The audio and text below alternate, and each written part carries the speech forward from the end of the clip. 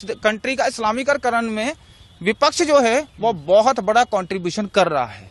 कह रहे हम तो ऐसा कुछ करना नहीं है, हमारे तो ना मैनिफेस्टो में ना कुछ है, ये तो मोदी जी को डर लग रहा है, हार के डर के चक्कर में, ध्रुवीकरण के चक्कर में सारी चीजें हो। अच्छा, इनको लगता है मोदी जी ने ये सब किया है। ठीक है, मुझे एक चीज बताइए, अभी मैं पहले एक बयान सुन रहा था इनका, ये कह रहे थे जी हम जब सत्ता में आएंगे तो सीए को हटा देंगे।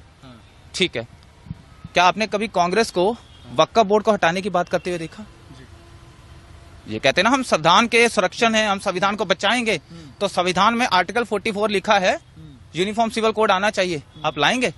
अब तो संविधान बचाने वाले, वो तो संविधान तोड़ने वाले। तो बचाने वालों से सवाल कर रहा हूँ। कॉन्स्टिट्यूशन के आर्टिकल 48 में लिखा हुआ है कि गांव होते के ऊपर कानून बनना चाहिए, तो बनाएंगे? तो किस पार्टी की बात कर रहे हैं सर? जिसने पंजाब का टुकड़े टुकड़े कर दिए, जिसने बंगाल के टुकड़े टुकड़े कर दिए, जिसने इतना कत्लेआम किया कि मैं उसको गिनती में नहीं बता सकता। अभी जो मैंने आंकड़ा दिया थोड़ी देर पहले, कितने लोग मारे गए, अब मैं सबूत देता हूँ उसका। विल डोरेंट की किताब पढ़ लीजिए। वो विल डोरेंट आरएसएस से नहीं है, बीजेपी से नहीं है, अमेरिका राइटर है, 15 किताबें लगभग लिख चुका है। उसकी किताब पढ़िए, उसकी किताब में लिखा है 8 से 9 करोड़ हिंदुओं का कत्लेआम हुआ 1200 सालों में। मैं नहीं कह रहा। और एक चीज और बता दूं, आप उस पार्टी की बात करें जो 22 तारीख को राम मंदिर के कह रहे हैं कि ये बीजेपी का इवेंट, हम नहीं जाएंगे। तो क्या प्रभु श्री राम जी बीजेपी के हैं? बीजेपी जब नहीं भी थी 1980 में, उससे पहले राम जी को मानने वाला कोई नहीं था।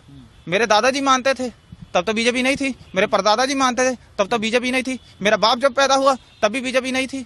तो वो तो सारे राम राम करते आ रहे हैं। तो क्या बीजेपी के सिर्फ राम जी है? और हाँ, विरोध करें भी क्यों ना, ये तो वही पार्टी है ना जिनके पहले प्रधानमंत्री पंडित जवाहरलाल नेहरू 19 सितंबर, डेट बता रहा हूं, ध्यान से सुन लीजिएगा, 19 सितंबर 1959 को बाबर की दरगाह के ऊपर गए थे अफगानिस्तान सिर झुकाने के लिए। उसके बाद अब सबूत भी दे रहा हूं, इंदिरा गांधी 1968 किताब बाय नटवर सिंह, उनके जो उस समय के विदेश मंत्री थे, उनकी किताब पढ़ लीजिए।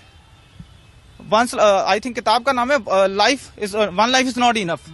उस किताब के अंदर एक पैराग्राफ है, उस पैराग्राफ के अंदर इंदिरा गांधी के बारे में उन्होंने क्या लिखा कि जैसे वो बाबर की दरगाह से, दरगाह नहीं बोलूंगा, उस कब्र से जैसे वो झुक के आई, तो उन्होंने एक इंग्लिश में लाइन बोली, वो क्या था? I have had the brush with our history. इसका हिंदी में अनुवाद कर देता हूं। इसका मतलब है कि आज मेरा सामना मेरे इतिहास से हुआ।